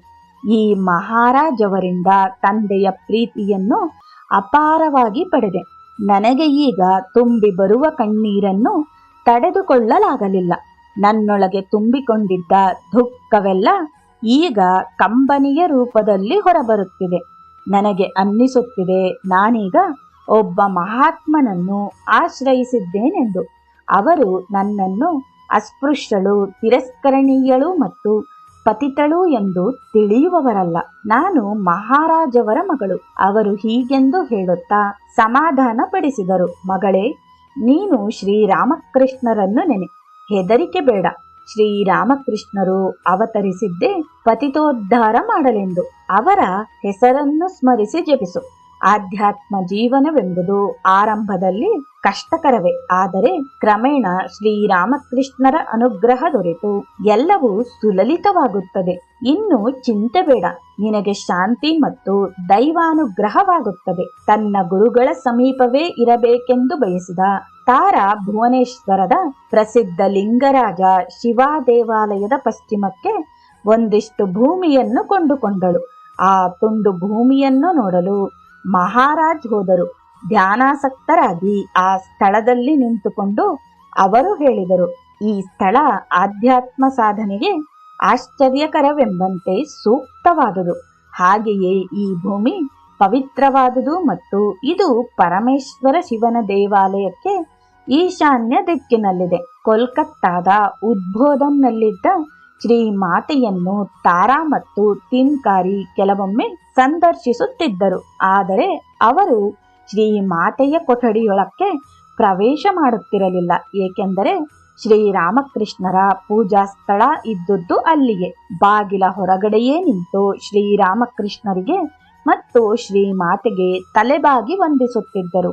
ಇವರಿಬ್ಬರನ್ನು ಶ್ರೀಮಾತೆಯವರು ಪ್ರೀತಿಯಿಂದ ಮಾತನಾಡಿಸುತ್ತಿದ್ದರು. ಹಾಗೆ ಇವರು ಬಂದಾಗ ಊಟ ಮಾಡುವಂತೆ ಹೇಳುತ್ತಿದ್ದರು. ನಂತರ ಇವರಿಗೆ ಶ್ರೀಮಾತೆಯರು ತಾಂಬೂಲ ನೀಡುತ್ತಿದ್ದರು. ಒಂದು ದಿನ ಇವರಿಬ್ಬರು ಅಲ್ಲಿಂದ ನಿರ್ಗಮಿಸಿದ ಮೇಲೆ ಶ್ರೀಮಾತೆ ಹೇಳಿದರು, ಈ ಇಬ್ಬರ ಹುಡುಗಿಯರಲ್ಲೂ ನಿಜವಾದ ಭಕ್ತಿಯುಂಟು. ಹೌದು, ಇವರು ದೇವರನ್ನು ಕಾಣಲು ಯಾವಾಗಲೇ ಬರಲಿ, ಅವರು ಏಕಚಿತ್ತರಾಗಿ ಬರುತ್ತಾರೆ. 1920ರಲ್ಲಿ ಶ್ರೀಮಾತೆಯವರು ಕೊನೆಯದಾಗಿ ಹಾಸಿಗೆ ಹಿಡಿದಾಗ ಅವರನ್ನು ನೋಡಲು ತಾರಾ ಪದೇ ಪದೇ ಬರುತ್ತಿದ್ದಳು. ಸ್ವಾಮಿ ಈಶಾನಾನಂದ ಹೀಗೆ ಸ್ಮರಿಸಿಕೊಂಡಿದ್ದಾರೆ. ಒಂದು ದಿನ ದ ಸ್ಟಾರ್ ರಂಗಮಂದಿರದ ಸುಪ್ರಸಿದ್ಧ ಅಭಿನೇತ್ರಿ ತಾರಾ ಶ್ರೀಮಾತೆಯವರನ್ನು ನೋಡಲು ಬಂದರು. ಶ್ರೀಮಾತೆಯ ಶರೀರ ತುಂಬಾ ಕೃಶವಾಗಿತ್ತು. ಆಗ ಅವರು ಕೊಠಡಿಯ ನೆಲದ ಮೇಲೆ ಹೊರಗಿದ್ದು ಅವರ ಸುತ್ತ ಕೆಲವರು ಸ್ತ್ರೀಯರಿದ್ದರು. ಅವರಿಗೆ ತಾರಾ ತಲೆಬಾಗಿ ವಂದಿಸಿ ಕೊಠಡಿಯ ಬಾಗಿಲ ಹೊರಗೆ ಕುಳಿತರು. ಶ್ರೀಮಾತೆಯವರೊಂದಿಗೆ ಆಕೆ ಬಹಳ ಭಕ್ತಿಯಿಂದ ಮೆಲುದನಿಯಲ್ಲಿ ಮಾತನಾಡಿದರು. ಶ್ರೀಮಾತೆಯವರು ಹೇಳಿದರು, ನೀವು ರಂಗದ ಮೇಲೆ ಬಹು ಚೆನ್ನಾಗಿ ಅಭಿನಯಿಸುತ್ತೀರಿ. ನೀವು ನಿಮ್ಮ ಪಾತ್ರದ ಉಡುಗೆ ತೊಡುಗೆ ಮತ್ತು ಸೌಂದರ್ಯವರ್ಧಕಗಳೊಂದಿಗೆ ಕಾಣಿಸಿಕೊಂಡಾಗ ನಿಮ್ಮ ಗುರುತು ಹತ್ತುವುದೇ ಕಷ್ಟವಾಗುತ್ತದೆ. ಈಗ ನೀವು ನಮಗೋಸ್ಕರ ಏನನ್ನಾದರೂ ಹಾಡಬಾರದೇ? ಕೆಲವೊಮ್ಮೆ ತಾರಾ ಪುರುಷರ ಪಾತ್ರಗಳಲ್ಲಿಯೂ ಕಾಣಿಸಿಕೊಳ್ಳುವುದುಂಟು. ಆಕೆ ಶ್ರೀಮಾತೆಗೆ ಕೈಜೋಡಿಸಿ ವಂದಿಸಿ ನಂತರ ಪ್ರಬೀರ್ ಅರ್ಜುನ್ ನಾಟಕದಲ್ಲಿ ಬರುವ ಪ್ರಬೀರನ ಧೀರೋದಾತ್ತ ಪಾತ್ರದ ಕೆಲವು ಸಾಲುಗಳನ್ನು ಪಠಿಸಿದರು. ನಂತರ ಶ್ರೀಮಾತೆ ಆಕೆಗೆ ಮಗು ಮತ್ತೊಂದು ದಿನ ಬಾ ಎಂದರು. ತಾರಾ ಮತ್ತೊಮ್ಮೆ ಶ್ರೀಮಾತೆಯವರಿಗೆ ವಂದಿಸಿ ಅವರಿಂದ ಪ್ರಸಾದ ಸ್ವೀಕರಿಸಿ ಹೊರಟಳು. ಮತ್ತೊಂದು ದಿನ ಮಧ್ಯಾಹ್ನ ತಾರಾ ಇದ್ದಕ್ಕಿದ್ದಂತೆ ಟ್ಯಾಕ್ಸಿಯಲ್ಲಿ ಬಂದಳು. ಹಾಗೆ ಬರುತ್ತಾ ಸಿಹಿ ತಿಂಡಿಗಳು, ಮೊಸರು, ಮ್ಯಾಂಗೋಸ್ಟಿನ್ ಹಣ್ಣುಗಳು, ಕಿತ್ತಳೆ, ದ್ರಾಕ್ಷಿ, ಬಾಳೆ, ದಾಳಿಂಬೆ, ಪೈನಾಪಲ್ ಮುಂತಾದ ಹಣ್ಣುಗಳು ಮತ್ತು ಹೂಮಾಲೆ, ಗುಲಾಬಿ ಹೂಗಳು ಶ್ರೀಮಾತೆಯವರಿಗೆ, ರಾಧು, ಮಾಕು ಮತ್ತು ನಳಿನಿಯವರಿಗೆ ಬಟ್ಟೆ, ರಾಧು ಮತ್ತು ಮಾಕು ಮಕ್ಕಳಿಗೆ ಪಾದರಕ್ಷೆಗಳು ತುಂಬಿದ್ದ 4-5 ಬುಟ್ಟಿಗಳೊಂದಿಗೆ ಬಂದಳು. ಶ್ರೀಮಾತೆಯವರಿಗೆ ಸ್ವಲ್ಪ ಜ್ವರ ಬಂದಿತ್ತು. ಹಾಸಿಗೆಯಲ್ಲಿ ಹೊರಗಿದ್ದರು. ಅವರಿಗೆ ತಾರಾ ಹೊರಗೆ ನಿಂತೆ ವಂದನೆ ಸಲ್ಲಿಸಿದಳು. ತಾರಾ ತಂದಿದ್ದ ವಸ್ತುಗಳನ್ನು ಮಧ್ಯದ ಕೊಠಡಿಗೆ ಒಯ್ದು ಇಡುವಂತೆ ಶ್ರೀಮಾತೆಯವರು ನನಗೆ ಹೇಳಿದರು. ಪ್ರಸಾದ ಸ್ವೀಕರಿಸಿ ತಾರಾ ಅಲ್ಲಿಂದ ನಿರ್ಗಮಿಸಿದ ಮೇಲೆ ಶ್ರೀಮಾತೆಯವರು ಈ ಎಲ್ಲ ವಸ್ತುಗಳನ್ನು ರಾಧು, ಮಾಕು ಮತ್ತು ಅವರ ಮಕ್ಕಳು ಮತ್ತಿತರರಿಗೆ ಹಂಚುವಂತೆ ನನಗೆ ಹೇಳಿದರು. ಆ ದಿನ ಸಂಜೆ ಒಬ್ಬ ಕ್ರೈಸ್ತ ವೈದ್ಯರಾದ ಡಾಕ್ಟರ್ ಪ್ರಣಂದನ್ ಬಸು ಅವರು ಮಾತೆಯವರನ್ನು ನೋಡಲು ಬಂದರು. ಅವರು ಮಾತೆಯವರನ್ನು ತಪಾಸಣೆ ಮಾಡಿ ಕೆಳ ಅಂತಸ್ತಿನಲ್ಲಿದ್ದ ಶರತ್ ಮಹಾರಾಜ್ ಅವರ ಕೊಠಡಿಗೆ ತೆರಳಿದರು. ಆಗ ಶ್ರೀಮಾತೆಯವರು ನನಗೆ ಹೇಳಿದರು, ವರದ ತಾರಾ ತಂದುಕೊಟ್ಟಿದ್ದ ಹಣ್ಣುಗಳಲ್ಲಿ ಉಳಿದುದೆಲ್ಲವನ್ನು ವೈದ್ಯರ ಕಾರಿಗೆ ಒಯ್ದಿಡು. ಅವರಿಗೆ ಹೂಗಳೆಂದರೆ ಬಹಳ ಪ್ರೀತಿ. ವೈದ್ಯರು ಔಷಧಿ ಮತ್ತು ಪಥ್ಯಗಳನ್ನು ತಿಳಿಸಿಕೊಟ್ಟು ತಮ್ಮ ಶುಲ್ಕವನ್ನು ಶ್ರೀಮಾತೆಯರ ಶಿಷ್ಯರಾದ ಲಲಿತ್ ಬಾಬು ಅವರಿಂದ ಪಡೆದು ಅಲ್ಲಿಂದ ಹೊರಟರು. ಅವರು ತಮ್ಮ ಕಾರಿನೊಳಕ್ಕೆ ಕಾಲಿಡುತ್ತಾ ಅಲ್ಲಿದ್ದ ಹೂವು, ಹಣ್ಣು ಮತ್ತು ಸಿಹಿ ತಿನಿಸುಗಳನ್ನು ನೋಡಿ ಅವುಗಳನ್ನು ಕೊಟ್ಟವರಾರೆಂದು ಕೇಳಿದರು. ಅದಕ್ಕೆ ಶರತ್ ಮಹಾರಾಜ್ ಉತ್ತರಿಸಿದರು, ಶ್ರೀಮಾತೆ ತಮಗೆ ಇದನ್ನು ಉಡುಗೊರೆಯಾಗಿ ನೀಡಿದ್ದಾರೆ. ಸಂತೋಷಪಟ್ಟ ವೈದ್ಯರು ಉದ್ಬೋಧನದಿಂದ ನಿರ್ಗಮಿಸಿದರು. ಕೆಲವೊಮ್ಮೆ ಸಿರಿ ಮತ್ತು ಸಂಪತ್ಭರಿತ ಐಷಾರಾಮಿ ಬದುಕು ಸಹ ಸಾಕೆನಿಸುವಷ್ಟು ದಣಿವು ಮತ್ತು ಒತ್ತಡಗಳಿಂದ ತುಂಬಿಕೊಂಡಿರುತ್ತದೆ. ಇದರಿಂದ ಮುಕ್ತಳಾಗಿ ಹರ್ಷಚಿತ್ತಳಾಗಲು ತಾರಾ ಆಗಿಂದಾಗ್ಗೆ ಶ್ರೀಮಾತೆಯರನ್ನು ಅಥವಾ ಶ್ರೀರಾಮಕೃಷ್ಣರನ್ನು ಉದ್ಬೋಧನದಲ್ಲಿ ಸಂದರ್ಶಿಸುತ್ತಿದ್ದಳು. ಸ್ವಾಮಿ ಪರಮೇಶಾನಂದರು ಹೀಗೆ ಜ್ಞಾಪಿಸಿಕೊಳ್ಳುತ್ತಾರೆ. ಒಂದು ದಿನ ಮಧ್ಯಾಹ್ನ 2 ಗಂಟೆಯ ಸಮಯದಲ್ಲಿ ತಾರಾ ಸುಂದರಿ ಉದ್ಬೋಧನದಲ್ಲಿ ಸ್ವಾಮಿ ಶಾರದಾನಂದರನ್ನು ಭೇಟಿ ಮಾಡಲು ಬಂದಳು. ಶ್ರೀರಾಮಕೃಷ್ಣರಿಗೆ ಅರ್ಪಿಸಲೆಂದು ಆಕೆ ಹಣ್ಣು ಮತ್ತು ಸಿಹಿ ತಿಂಡಿಗಳನ್ನು ಅಪಾರ ಪ್ರಮಾಣದಲ್ಲಿ ತಂದಿದ್ದಳು. ನಾನು ಅವನ್ನು ತೆಗೆದುಕೊಂಡು ಉಗ್ರಾಣದಲ್ಲಿ ಇಟ್ಟು ಆಕೆಗೆ ಮಹಡಿಯ ಮೇಲೆ ಮೆಟ್ಟಿಲುಗಳ ಸಮೀಪ ಕುಳಿತುಕೊಳ್ಳಲು ಒಂದು ಪುಟ್ಟ ರತ್ನಗಂಬಳಿಯನ್ನು ಹಾಸಿದೆನು. ಆಕೆ ಅದನ್ನು ಒಂದು ಕಡೆಗೆ ತಳ್ಳಿ ಬರೀ ನೆಲದ ಮೇಲೆ ಕುಳಿತಳು.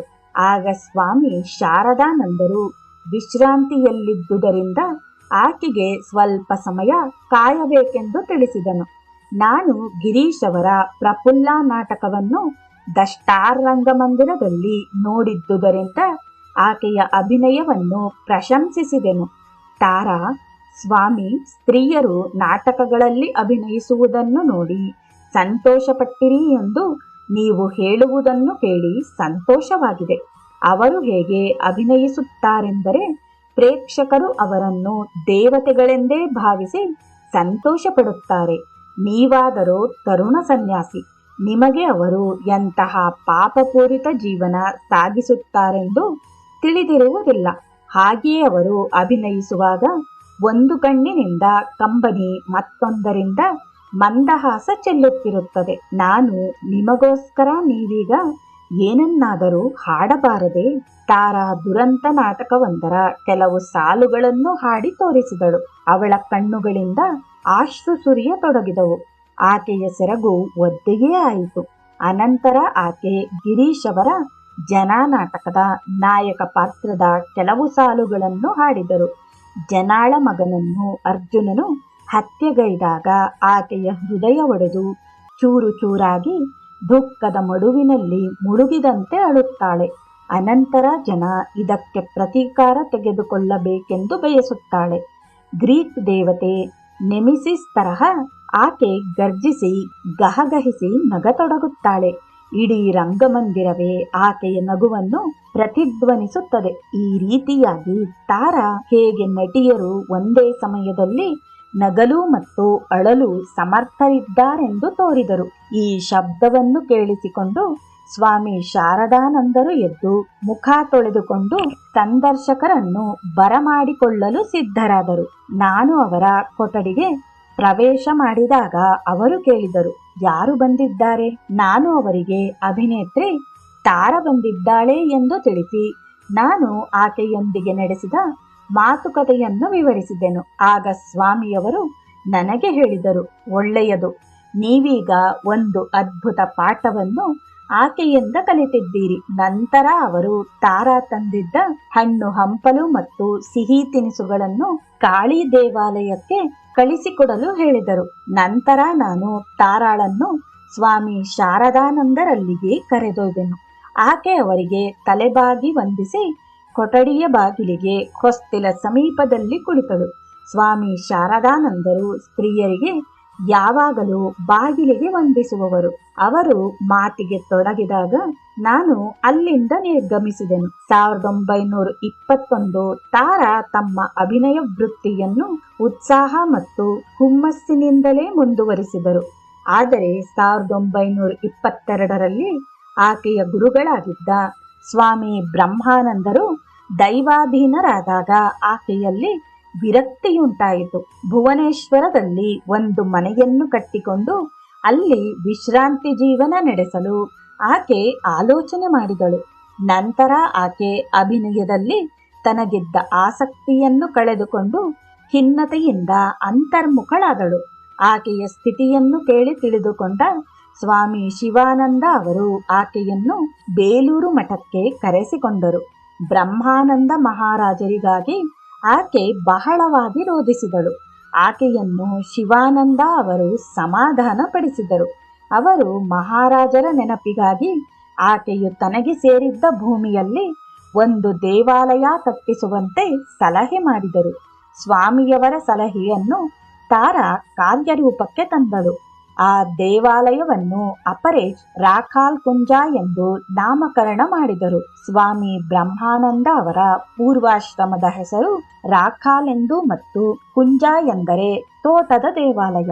ರಾಖಾಲ್ ಕುಂಜವನ್ನು ಉದ್ಘಾಟನೆ ಮಾಡಲು ಸ್ವಾಮಿ ಶಿವಾನಂದರು ಭುವನೇಶ್ವರಕ್ಕೆ ಹೋದರು. ಅಲ್ಲಿ ಶ್ರೀರಾಮಕೃಷ್ಣರ, ಶ್ರೀ ಮಾತೆಯವರ ಮತ್ತು ಸ್ವಾಮಿ ವಿವೇಕಾನಂದರ ಚಿತ್ರಗಳನ್ನು ದೇವಾಲಯದ ಸಭಾಪೀಠದ ಮೇಲೆ ವಿದ್ಯುಕ್ತವಾಗಿ ಪ್ರತಿಷ್ಠಾಪಿಸಿದರು. ಅನಂತರ ಸ್ವಾಮಿ ಸುಬೋಧಾನಂದ, ಸ್ವಾಮಿ ಬ್ರಹ್ಮಾನಂದ ಅವರ ಅವಶೇಷಗಳನ್ನು ರಾಖಾಲ್ ಕುಂಜದ ಸಭಾಪೀಠದ ಕೆಳಗೆ ವಿಶೇಷ ಪೂಜೆ, ಆರಾಧನೆ ಮತ್ತು ಹೋಮಗಳನ್ನು ಆಚರಿಸಿ ಪ್ರತಿಷ್ಠಾಪಿಸಿದರು. ಇದರೊಂದಿಗೆ ತಾರಾ ಅವರ ಕನಸು ವಾಸ್ತವವಾಯಿತು. ಸಾಧನೆಗೆಂದು ತಾನು ಮಾಡಿಕೊಂಡ ಸ್ಥಳದ ಬಗೆಗೆ ಆಕೆ ಹೆಮ್ಮೆ ಪಟ್ಟಳು ಮತ್ತು ಅಲ್ಲಿ ಗಂಟೆಗಟ್ಟಲೆ ಪೂಜೆ ಮತ್ತು ಧ್ಯಾನದಲ್ಲಿ ನಿರತಳಾದಳು. ಆಕೆಗೆ ಒಮ್ಮೆಯಾದರೂ ತಾನು ಅಡುಗೆ ಮಾಡಿ ತಯಾರಿಸಿದ ಆಹಾರವನ್ನು ನೈವೇದ್ಯವೆಂದು ಶ್ರೀರಾಮಕೃಷ್ಣರಿಗೆ ಸಲ್ಲಿಸಬೇಕೆಂದು ಆಸೆಯಿತ್ತು. ಆದರೆ ಅದಕ್ಕೆ ತಾನು ಅರ್ಹಳಲ್ಲವೆಂಬ ಆತಂಕವೂ ಇದ್ದಿತು. ಇದು ರಾಖಾಲ್ ಕುಂಜಕ್ಕೆ ಸ್ವಾಮಿ ಅಖಂಡಾನಂದ ಅವರು ಭೇಟಿ ನೀಡಿ ಹೀಗೆಂದು ಹೇಳಿದರು, ತಾರಾ ಮಾತೆ, ಇದೇನು ನೀವು ಮಾಡುತ್ತಿರುವುದು? ಶ್ರೀರಾಮಕೃಷ್ಣರು ಬಡಕಲಾಗಿ ಕಾಣುತ್ತಿದ್ದಾರೆ. ನೀವು ಬೇಯಿಸಿದ ಆಹಾರವನ್ನು ನೈವೇದ್ಯವಾಗಿ ನೀಡುತ್ತಿಲ್ಲವೇನೋ? ತನ್ನ ಬದುಕನ್ನು ನೆನೆದು ಚಿಂತೆಗೀಡಾದ ತಾರಾ ಹೇಳಿದಳು, ಇಲ್ಲ ಸ್ವಾಮಿ.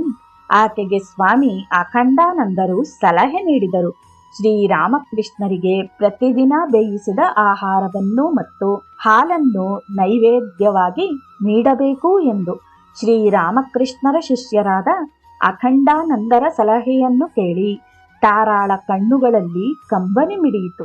ತಾರಾಗೆ ಸೇರಿದ ಭೂಮಿಯ ಉತ್ತರಕ್ಕೆ ಅಪರೇಶೊಂದು ನಿವೇಶನವನ್ನು ಖರೀದಿಸಿ ಅಲ್ಲಿ ಮನೆಯೊಂದನ್ನು ಕಟ್ಟಿಸಿದನು. ಕ್ರಮೇಣ ತಾರಾ ಮತ್ತು ಅಪರೇಶರ ನಡುವೆ ಬಿರುಕು ತೋರಲಾರಂಭಿಸಿತು. ಅವರಿಬ್ಬರು ತುಂಬಾ ಹತ್ತಿರದಲ್ಲಿ ವಾಸ ಮಾಡತೊಡಗಿದುದು ಕಾರಣವಾಗಿರಬಹುದು.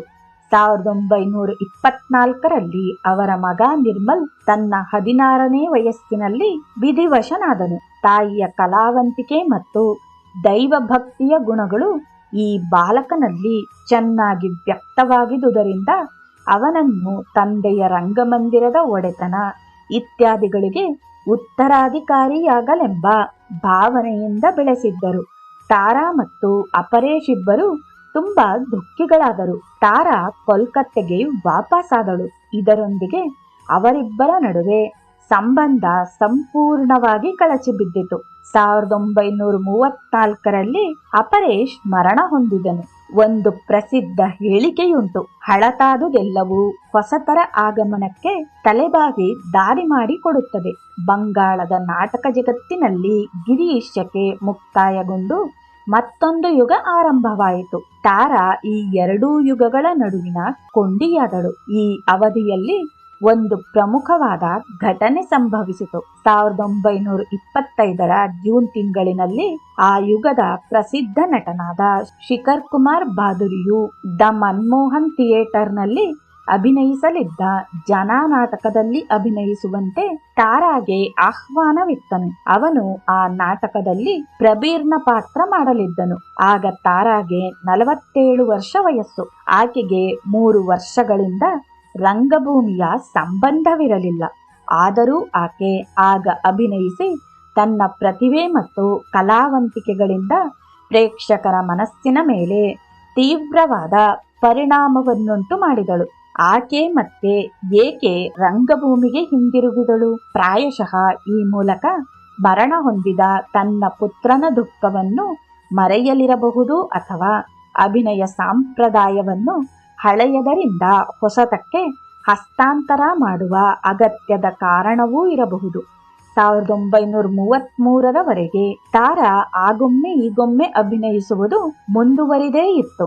ರೆಜಿಯಾ ನಾಟಕದ ಮಹತ್ವಾಕಾಂಕ್ಷೆಯ ರೆಜಿಯಾ ಪಾತ್ರದಲ್ಲಿ ಕಾಣಿಸಿಕೊಂಡು ಅಮೋಘವೆನ್ನಬಹುದಾದ ತನ್ನ ಕಟ್ಟಕಡೆಯ ಅಭಿನಯವನ್ನು ತಾರಾ ನೀಡಿದಳು. ತನ್ನ 54ನೇ ವಯಸ್ಸಿನಲ್ಲಿ ತಾರಾ ರಂಗಭೂಮಿಯಿಂದ ನಿವೃತ್ತಿ ಹೊಂದಿ ಭುವನೇಶ್ವರದಲ್ಲಿದ್ದ ರಾಖಾಲ್ ಕುಂಜಾದಲ್ಲಿ ವಾಸ ಮಾಡತೊಡಗಿದಳು. ಅಲ್ಲಿ 12 ವರ್ಷಗಳವರೆಗೆ ಆಕೆ ಇದ್ದಳು. ಆಕೆಯ ಜೊತೆಗೆ ಮಗಳು ಪ್ರತಿಭಾ ಸಹ ಇದ್ದಳು. ಸಾಂಪ್ರದಾಯಿಕ ಶಿಕ್ಷಣ ತಾರಾಗೆ ದೊರಕಿತ್ತು ಎಂಬುದಕ್ಕೆ ಯಾವುದೇ ದಾಖಲೆಗಳಿಲ್ಲ. ಆಕೆ ಸ್ವಸಾಮರ್ಥ್ಯದಿಂದ ತನ್ನ ಬದುಕನ್ನು ರೂಪಿಸಿಕೊಂಡವಳು. ಶಿಕ್ಷಣವನ್ನು ತನಗೆ ತಾನೇ ಪಡೆದುಕೊಂಡವಳು. ಹಾಗಲ್ಲದೆ ಪಕ್ಷದಲ್ಲಿ ಆಕೆ ತಾನು ಅಭಿನಯಿಸಿದ ಹಲವಾರು ಪಾತ್ರಗಳ ಉದ್ದುದ್ದ ಸಂಭಾಷಣೆಗಳನ್ನು ನೆನಪಿನಲ್ಲಿ ಇಟ್ಟುಕೊಳ್ಳಲು ಆಗುತ್ತಿರಲಿಲ್ಲವೆನ್ನಬಹುದು. ಈ ಅವಧಿಯಲ್ಲಿ ತಾರಾ 2 ಪದ್ಯಗಳನ್ನು ರಚಿಸಿದಳು. ಪ್ರಭಾಹೇರ್ ರೂಪಾಂತರ್ ಮತ್ತು ಕುಸುಮ್ ಓ ಭ್ರಮರ್ ಇವೆರಡು ಸೌರವ್ ಪತ್ರಿಕೆಯಲ್ಲಿ ಪ್ರಕಟಗೊಂಡವು.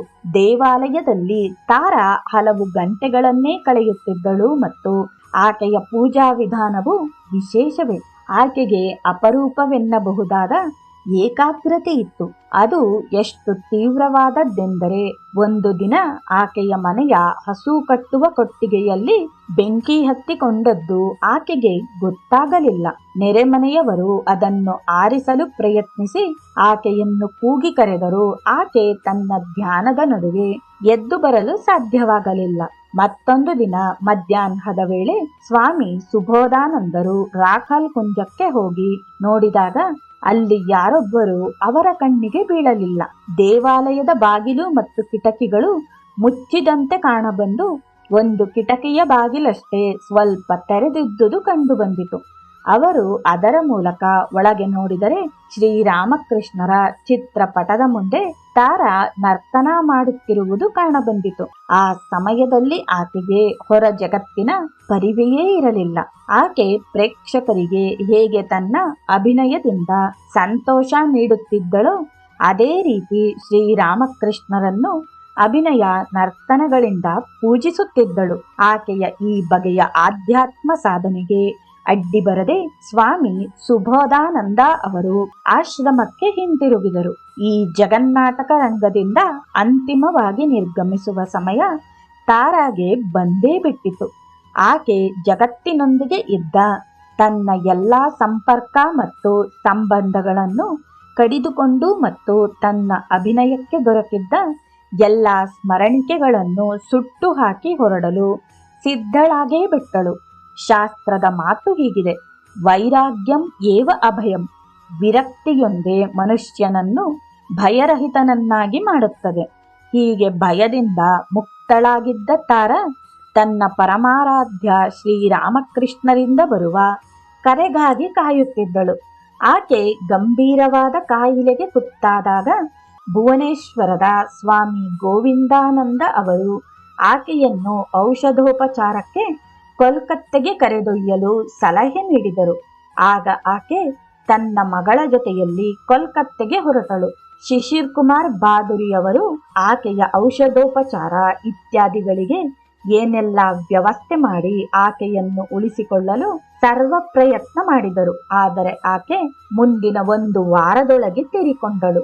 ತನ್ನ ತಾಯಿಯ ಬದುಕಿನ ಕೊನೆಯ ಕ್ಷಣಗಳನ್ನು ಮಗಳು ಪ್ರತಿಭಾ ಹೀಗೆ ಸ್ಮರಣೆ ಮಾಡಿಕೊಂಡಿದ್ದಾಳೆ: 1948 ಏಪ್ರಿಲ್ 19ರ ಬೆಳಗಿನ 10:55 ಸಮಯ. ಅದು ರಾಮನವಮಿಯ ಮರುದಿನ. ನನ್ನ ತಾಯಿ ನನಗೆ ಹೇಳಿದಳು, ನನಗಾಗಿ ಗೀತೆಯನ್ನು ಓದು. ಈ ದಿನ ನನಗೆ ಓದಲು ಆಗುತ್ತಿಲ್ಲ. ನೀನು ಓದುವುದನ್ನು ಕೇಳಿಸಿಕೊಳ್ಳುತ್ತೇನೆ. ನಾನು ಗೀತೆಯ 1 ಅಧ್ಯಾಯವನ್ನು ಓದಿದೆನು. ಮತ್ತೆ ನನ್ನ ತಾಯಿ ಹೇಳಿದರು, ಆ ಹಾಡು ರಘುಪತಿ ರಾಘವ, ಅದನ್ನು ಹಾಡು. ನಾನು ನೆಲದ ಮೇಲೆ ಕುಳಿತುಕೊಂಡು ಆ ಹಾಡನ್ನು ಹಾಡಲು ಆರಂಭಿಸಿದೆನು. ನನ್ನ ತಾಯಿ ಕೇಳುತ್ತಿದ್ದರು. ಈ ನಡುವೆ ಅಲ್ಲಿಗೆ ಬೇರೆ ಜನರು ಬಂದು ಜೊತೆಗೂಡಿ ಎಲ್ಲರೂ ಒಟ್ಟಾಗಿ ಹಾಡನ್ನು ಹಾಡತೊಡಗಿದೆವು. ರಘುಪತಿ ರಾಘವ ರಾಜಾರಾಮ್, ಪತೀತ ಪಾವನ ಸೀತಾರಾಮ್. ಆ ಸಮಯದಲ್ಲಿ ನನ್ನ ತಾಯಿ ಒಂದಿಷ್ಟು ರಕ್ತವನ್ನು ವಾಂತಿ ಮಾಡಿದಳು. ತಲೆಯನ್ನು ಮೇಲೆತ್ತಿ ಪಕ್ಕದಲ್ಲಿನ ಪೀಕುದಾಣಿಯನ್ನು ತಾನೇ ಕೈಗೆತ್ತಿಕೊಂಡು ಅದಕ್ಕೆ ಉಗುಳಿದಳು. ಮತ್ತೆ ತನ್ನ ತಲೆಯನ್ನು ಹಾಗೆಯೇ ದಿಂಬಿನ ಮೇಲಕ್ಕೆ ಇಟ್ಟುಕೊಂಡಳು. ಆಕೆಯ ಎದುರಿಗೆ ಶ್ರೀರಾಮಕೃಷ್ಣರ ಭಾವಚಿತ್ರವಿತ್ತು. ಆಕೆ ಆ ಚಿತ್ರವನ್ನು ಅಗಲವಾಗಿ ಕಣ್ಣು ತೆರೆದು ನೋಡಿ ನಂತರ ತುಟಿಯ ಮೇಲೆ ನಗೆ ತಂದುಕೊಂಡು ಕೊನೆಯುಸಿರೆಳೆದಳು. ಜೈ ಶ್ರೀರಾಮಕೃಷ್ಣ.